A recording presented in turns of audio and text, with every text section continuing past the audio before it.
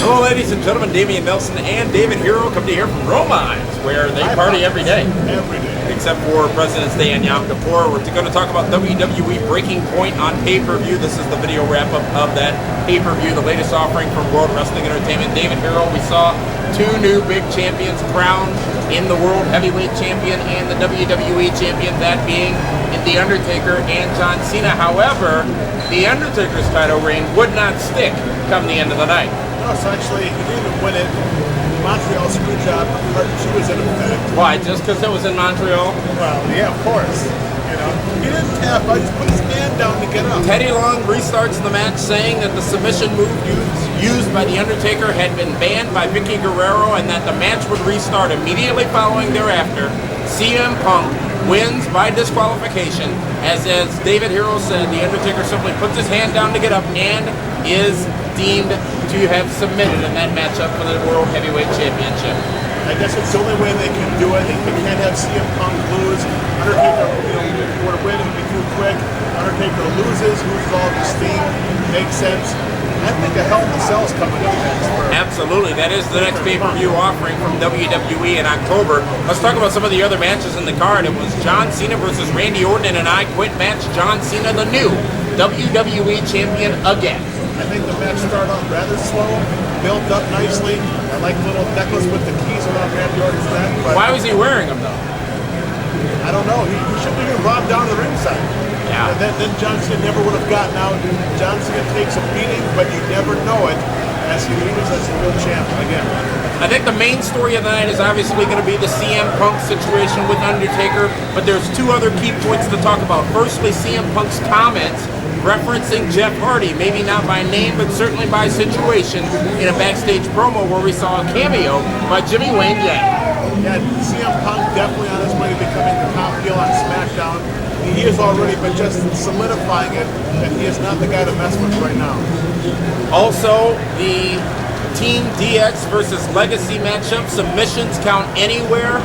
Legacy actually going over, winning that matchup over DX. I can't say either of us, maybe Gilbert included, would have appreciated that or would have thought that would happen going into it. Amazing. I mean, you never would think DX would ever submit to Legacy. I will say this, kudos to Shawn Michaels. He did the right thing. But think about it. He did the job in Montreal, whereas somebody else would never do a job in Montreal. And they paid homage to that Montreal screw job at the beginning of the match, did DX. And you asked me, Dave Hero, who taps out? I said Legacy probably or maybe wins this match. And you said who taps out? I said what? You called it Shawn Michaels. Damian Nelson was right. It happens every now and again, but Legacy now with the rub going forward, they're going to have a lot of work to do to keep that push going. I think it's going to come to a screeching halt next month, another Hell in a Cell match, DX and Legacy Hell in a Cell. We saw the first ever Intercontinental Champion, Patterson, come down, and then from there, Dolph Ziggler coming down to really lay into Patterson, which obviously resulted in a beatdown and a save by John Morrison, perpetuating that storyline leading into next month's Hell in a Cell pay-per-view. I think Dolph Ziggler beat down Pat Patterson because he wanted to wear that shirt. Well, you know, he's single, fellas. Yes, he is. Favorite JR quote of all time. Jericho versus MVP and Mark Henry. Chris Jericho and the Big Show retain the WWE Unified Tag Team Championships in that match. I can't say I'm surprised by that. No, not at all. I mean, right now, the hottest tag team going, the most momentum is Jericho. But boy, why do they got to knock out Mark Henry?